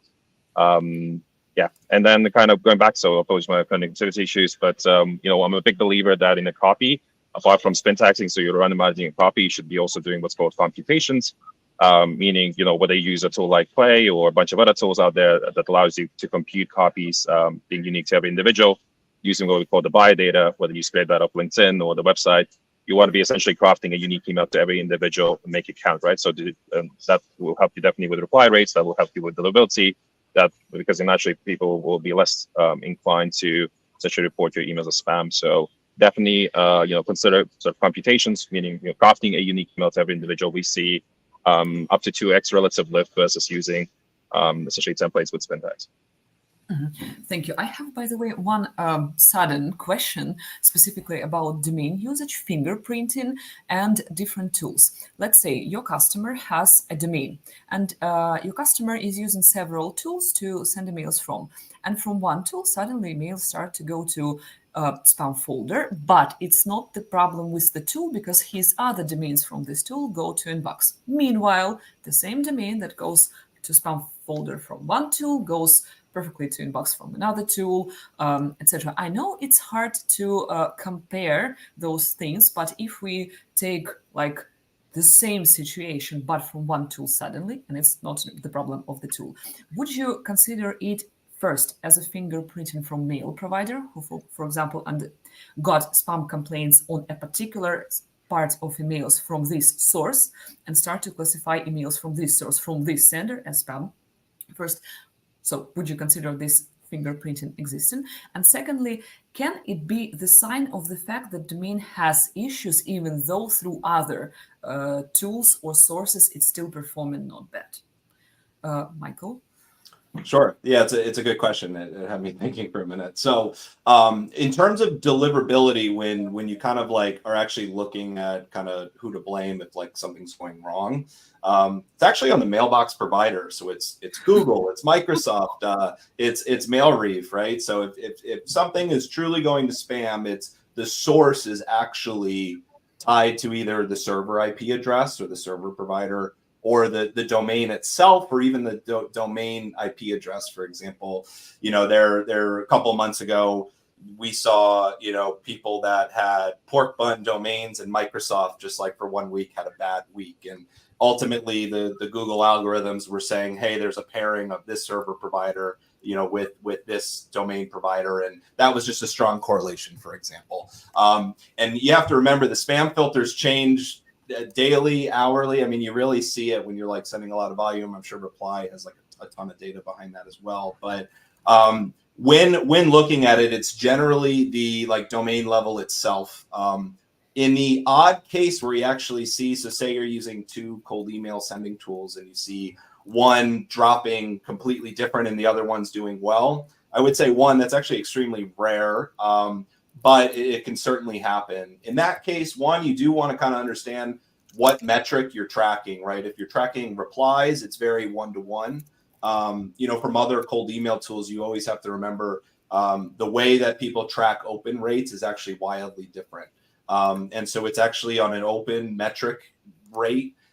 It's extremely hard to compare apples to apples between, say, Reply or another tool. It's almost it's so different. So in the case, if I were diagnosing it where it's like, say, everything's going extremely well in Reply and another tool is not doing well, I would look at saying, hey, are you tracking opens and clicks? And are you using like branded links or custom domain tracking? Because ultimately, kind of to your point, Olga, it would likely be a fingerprinting thing, and it actually would likely be around the pixel used itself. So for example, Reply has a different type of pixel tracking than another tool would. And so depending on that, you can actually see network outages based off sender tools, but it's always in the template because the sender tool is actually the one formatting the email and telling Google, Microsoft, MailReef to hit fire. So there are kind of multiple levels of it, but if you see one on one tool versus another, try to get apples to apples and then kind of make sure that everything's unique on custom tracking. Thank you indeed. Jesse? Yeah, I think those are some good points there. There's one bug that I've seen recently actually on this that actually is prevalent in a lot of tools actually. So there's a lot of confusion around the plain text copy stuff. What happens is a lot of people think they're pasting copy in that has no HTML in it, but HTML, as you know, is like hidden behind the like when you're pasting in copy. So what happens is that sometimes people will accidentally paste in and some of the tools kind of block against it or not or whatever, but they'll accidentally copy and paste like some broken HTML in there. And that is like one of the fastest ways to go to spam. And it's not really the tool. It probably is the tool's fault at the end of the day. Like if you had to really guess, but it's not like, you know, crazy, like you got to go blame that tool vendor. It's sort of, you really have to check. And this is one of the things that you want to have a little bit of a, like an SOP here, right? If you're building out these campaigns, you want to have, make sure if you're using like VAs or whatever, you want to have a way where they can paste the actual message in with the right formatting. Because what happens is you copy and paste it out of, let's say you copy and paste it out of a Google Doc, it can come in with a bunch of additional HTML. And that's like one of the fastest ways to go. Now, I'm actually just using, I always use the plain email function. Now, a lot of people think they're using it, but they're not. What plain email means is you physically can't put any hyperlinks, or you can't put any HTML in it, right? It like just won't let you. So if you're doing that, by the way, that is one of the biggest, I'd say, hacks out there right now. If you really want to get your deliverability up, send plain text emails, because those emails, and generally speaking, there's a setting for it. Like you actually have to opt into setting it that way. And what you'll find is when you can't use Open Tracker, of course, right? Because that's a pixel that carries HTML. But we are seeing people that are copy and pasting emails together. And I've seen it across a lot of the popular tool providers. And I'm not sure on the reply.io, like on the editor, of how that works. But you got to be super careful that you're not copy and pasting HTML in a way. Because, you know, if you think about the marketing world, what they do from a marketing perspective, they use really sophisticated tools to make sure that they're, you know, like they use like the Litmus or like any of those other Parcel or whatever to make sure that their copy isn't going to get broken, right? The HTML really matters because that's where a lot of phishing happens, right? So they're really nervous about that HTML. And that's why you really, really have to make sure that the copy doesn't actually go in with a bunch of extra HTML in it. This is one way to really kill your deliverability fast without knowing about it. And I bet a lot of people even on this webinar are dealing with this right now, but they might not know it. Yeah, agree. Last summer, we have actually released the feature of plain text. So we basically, if you want to use it, we basically remove everything at the process of sending. So even if you have included accidentally some broken HTML, it will be removed completely. Frank, any thoughts from your side? Yeah, when you paste in any form of text, you know, the sending tool has to really strip out the HTML from it. We see that actually most tools do it, some don't do it, but yeah, that's really the way we could, you know, exactly what Jesse says, you know. So if you have that HTML, it may ruin your deliverability quite a bit. But yeah, we do see that, you know, if you're running the same infrastructure, same copy in one tool versus another tool, you will see totally different results. Whether that's how the open rate tracking works, or every tool also has their sending IP as well. Sometimes we see those sending IPs being actually blacklisted. Some people share the same sending IP across many customers. Some sending softwares have a, you know, dedicated IP for every single sort of account or workspace. So we do see differences. So this is why I said, you know, one of the sort of core pillars sort of in being successful is the sending software that you use. It's also about the sort of interrelationship essentially between the infrastructure that's being used in the sending software. I've seen also that the infrastructure can be, the sending software can be blocked by the infrastructure, and hence there are some, you know, deliverability issues that we have seen as well across multiple infrastructure providers. So yeah, and then there's also another problem that I've seen in this page generally is that some softwares report what we call real open rates. Some softwares overinflate open rates. Yeah, ways to overinflate, and then you're going to see things like 90% open rates, even 100+% open rates. We've seen, you know, things like that, crazy things. And that's because it's the way that the sending software tracks stuff, right? So, so there will be differences for sure. And you kind of want to be sort of, you know, digging into, you know, these sort of pillars, you know, where the potentially problem lies. Is this actually real accurate data or not? But just to give you an example, somebody, you know, does a spam test, you know, sending from their own mailbox, you know, and everything's, you know, all good. and then you would do the same spam test through a sending software. You would see, for example, emails landing in spam, and that's due to the sending IP in a lot of cases. So yeah, there are these major differences. So choose your sort of sending software wisely. But everything's fixable, right? So, and that's why I say you have to invest in sort of deliverability, just general maintenance, and you have to be kind of checking stuff, whether things work or not. Just like Michael mentioned, things change literally on the daily basis, if not hourly sometimes, and you have to be on top of it, right? So, because a lot of people just keep doing the same stuff, over and over again. So one example would be you send the same template and you keep just sending it for months and months and months and months. And you don't do sort of any sort of template refresh. You're not refreshing your copy, and ultimately that's one of the reasons why you will be landing more and more in spam as well potentially. So that's why maintaining and kind of refreshing stuff and just being fresh copy, good lists, infrastructure that works, and then sending software that does warm up properly and many other things. That's what you want to be looking at. Mm-hmm. Yeah, since you mentioned open tracking, I think we need to move to a very delicious topic, gossips about recent Google updates and all this stuff, because it really messed up across people and there was a lot of panic. So basically, I do not understand why there is such a panic, because obviously open tracking is not very reliable metrics. It has been for a while. And the other question we're gonna discuss definitely, because I saw a lot of questions in the live chat about which metrics to use if not open tracking. But from what I know, Outlook, for example, they used to have this kind of banner and blocking open tracking pixel for a long time already. So it's not a new thing. Do you have any thoughts, any comments, anything from your side what you would like to share about this news on open tracking and Gmail? Michael, let's start from you again.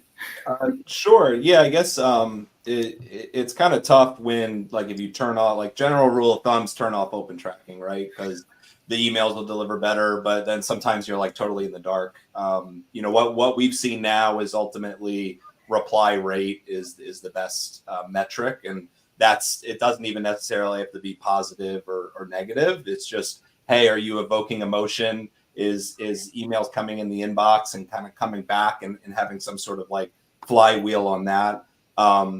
Best way to kind of look at like an open pixel tracking in general is, when you hit send on an email, the receiving mail server is actually opening that email up and making sure everything's all right. The more links and the more tracking pixels you put in, they're kind of putting that email under scrutiny and saying, hey, why do you need all this? Why is this? You can almost look at email as like a weight. If it's a heavy email, it's less likely it's going to come through, and that's even down to like the size of the email file and everything like that. But nowadays, like we've been suggesting turning off open rates for years now, and relying on reply rates. And ultimately those open rates have never been really that accurate, ultimately, because when you're hitting that email and the server's looking at the email, they're already opening those pixels and looking at everything. So that's kind of where you're getting this mismatch a lot. Some sending tools will say, hey, pause the open rates for 5 seconds. And then if it's opened up after 5 seconds, it's considered it open. Others actually look at it and say, hey, if it's after 500 milliseconds, consider it an open. And that's why you get these open rates all over the map. But yeah, so we still see clients kind of turn them on here and there just to get a sense of what's going on. But like the next day, turn them off. You just have to know that basically like you're not necessarily putting your best foot forward on an email. Because one, obviously that banner in some cases can pop up. You never know when Google's going to push out another update. And then at that same time, even on the mail server level, when they're opening it up, if you can kind of avoid them kind of like raising their eyebrow at anything in your email, that's going to make it much better. Mm-hmm. Thank you, Frank. What would you recommend your customers right now? For example, if customer asks if they need to disable completely open tracking, for example.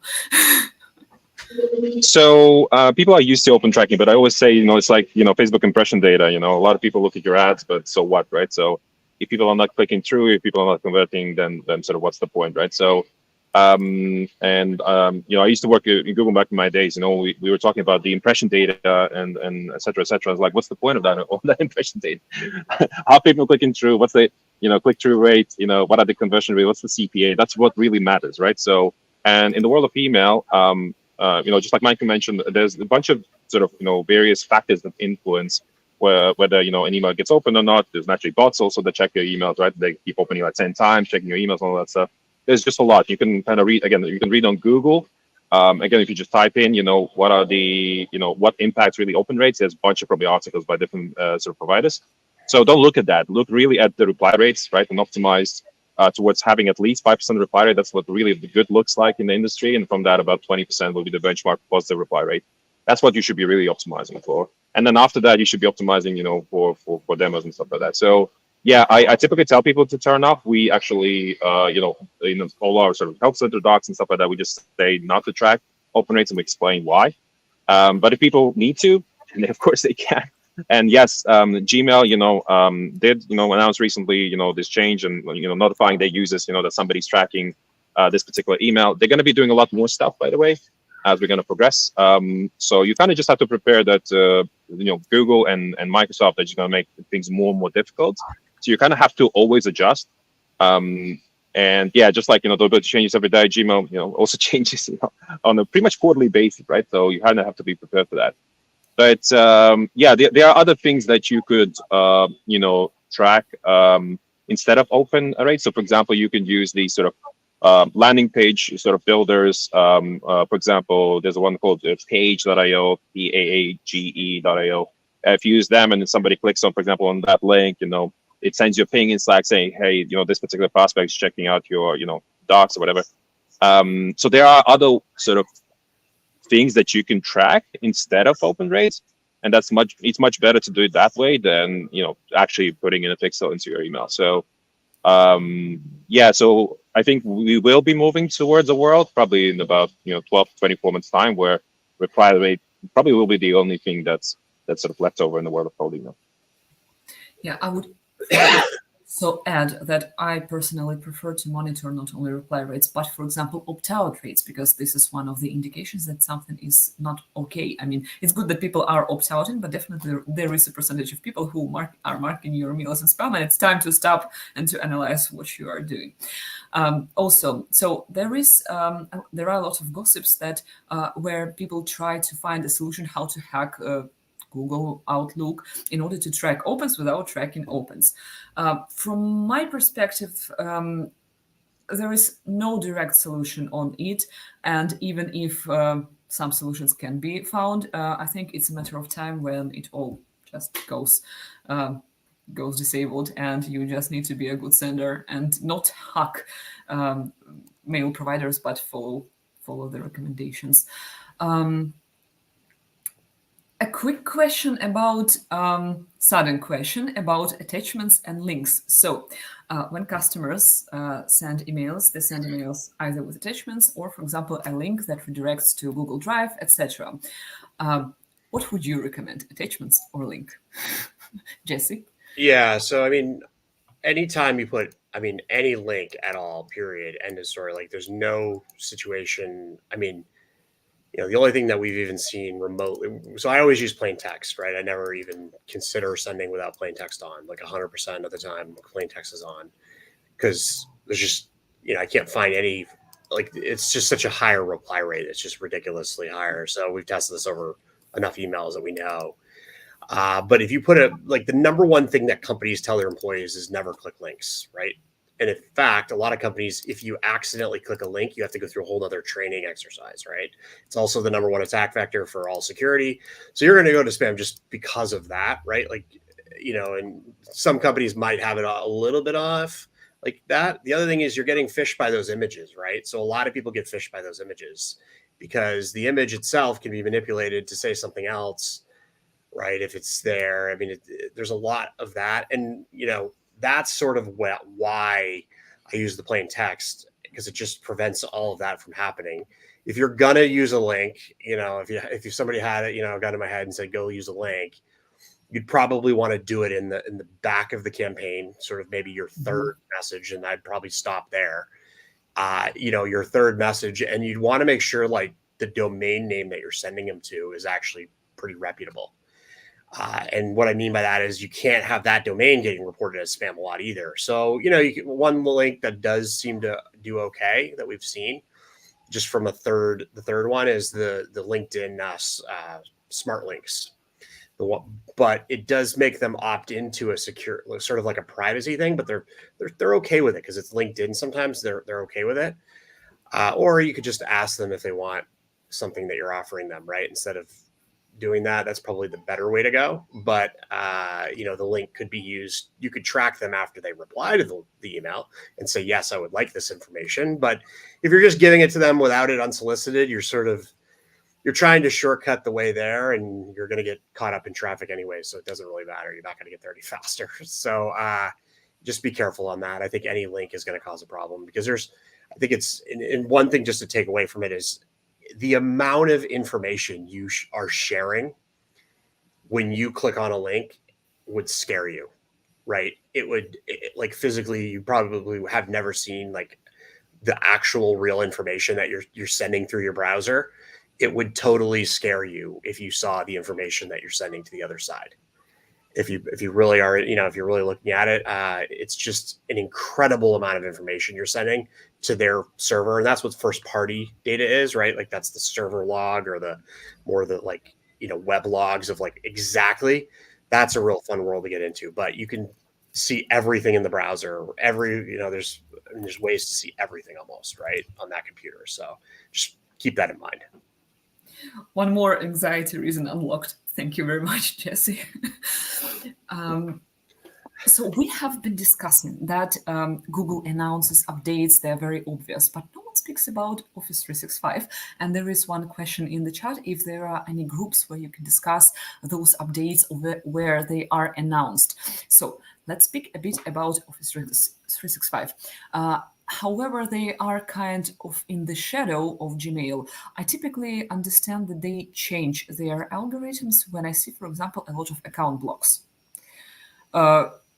If you have experience with your customers who are facing accounts blocks, what would you first identify as the key issue of account blocks, specifically for Microsoft accounts? And second, what would you recommend?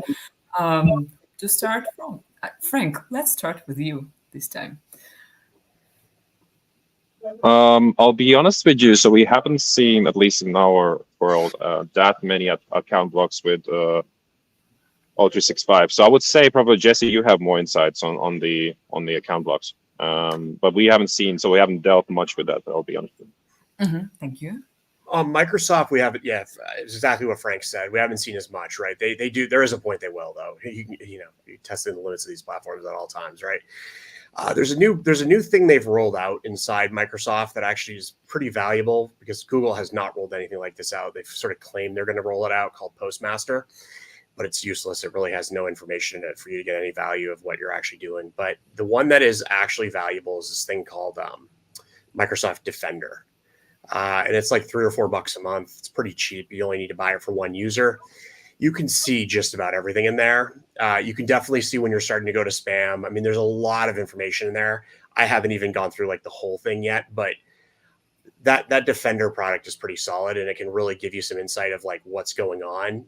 The other thing that we're starting to see is on, maybe Mike has more information on this too, but around like Microsoft is getting pretty good at putting their sort of back their back channel, like anybody they think is doing outbound, they kind of put it in another classification. It's not like phishing, but it's sort of the same group, but they put them on a different IP address pretty quickly.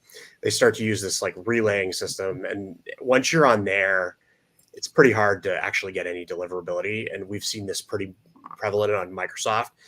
The IP range that they put you on is actually pretty important. We've noticed some pretty good trends there. So if they put you on that range that is tied to this really kind of scary group of people that they put you with another group of people. That group is sort of, you got to be careful once you land there. And that's one of the doghouse. Yeah, the doghouse. But you got to be careful when you get on that, they kind of label you, but yeah, keep an eye on that. Those are some of the things on that front. If I'm not mistaken, Google Workspace does the same. If you get accidentally account blocked for some reasons, for example, spam complaints, they rotate IP addresses and you get like lower repetition IP addresses. They'll do that. We've seen a lot of the times the Google problem is it starts to become, well, I mean, you know, you want to make sure you're able to get in, right? Sometimes if you have multiple inboxes, you have to have multiple phone numbers, right? Because they're going to validate everybody on a two-factor authentication. And if two people have the same cell phone number, they're not going to do it. So if you're setting up 50 accounts and 3 of them get blocked, you got to go get back in. They will hit you with a two-factor. Now you're buying crypto and doing other stuff there. You know, there's a whole other world that exists if you're ever interested out there. But that's one of the things that starts happening is you'll start to see that you really start to have a problem with the phone numbers and connecting the box. And also you're authorizing your own org. I mean, you got to be very careful. Like you're authorizing your organization. You know, you're violating, you know, once you get to a certain point, I mean, you're violating the terms and conditions of Google, and you want to be very careful of that, right? One thing to note too, just to like look at the perspective of Outlook and Google. You know, Outlook and Google are monitoring their own infrastructures, and part of the reason why they block mailboxes or move you to different IPs is basically they're trying to like lump in good customers with good customers, and depending on the level of severity of how bad it is, they might just outright block you because they're just 100% sure you're going to do bad. And then they will, you know, they might move you to worse IPs if they're kind of on the fence about you. And so that's kind of part of the issue with like Google and Microsoft at times is those kind of sending IPs that Jesse is talking about. You can't really control them, and you can't actually like ask to be switched, because otherwise, if you write into support, they'll be like, "Wait, why are you sending so many cold emails?" And so that's kind of part of the reason, like where MailReef comes in a little bit is like we kind of help control that a bit, but. The nice part is if you do happen to be on Google and Microsoft, like great IP addresses, that's what's going to be firing out a lot. But part of the reason why Outlook is like one thing to note, if everybody kind of talks about and says, hey, everybody go to Outlook, it's a lot easier to not get blocked. What you have to remember is if they're not doing any blocking, those IP addresses on Outlook are going to be worse. So that's why actually Google is so good is you actually want providers to actually block mailboxes to kind of protect the greater good. So that's like, for example, now we see a lot, like Google's doing a lot better than Outlook. And it's because basically Outlook kind of lets anybody in, doesn't block anybody. And they're just kind of burning their IPs. And that's it's kind of this vicious cycle ultimately. Yeah. Thank you very much, guys. We are running out of time already, but I want to thank you sincerely from the bottom of my heart, because it was extremely interesting for me, I think for everyone who is watching us right now. And I hope that people had a chance to get some useful insights and something that is not often discussed during the webinars or such videos. Frank, we are going to finish up our conversation. I want to thank you too for very useful conversation and sharing your thoughts here.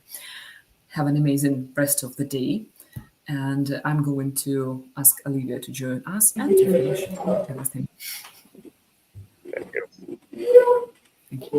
Thank you to our panel and our speakers today. Yeah, and Olga, thank you for closing this event together with me. That was so much full of insights. Literally, I was catching every word and every thought finding on email durability today. And I hope that everyone gained valuable strategies to boost email durability in 2024. Well, as we wrap up, I'd like to thank you all for joining us today. And with today's insights, I'm confident that you are on the right way to achieving email deliverability excellence. And looking forward to seeing you at our next events.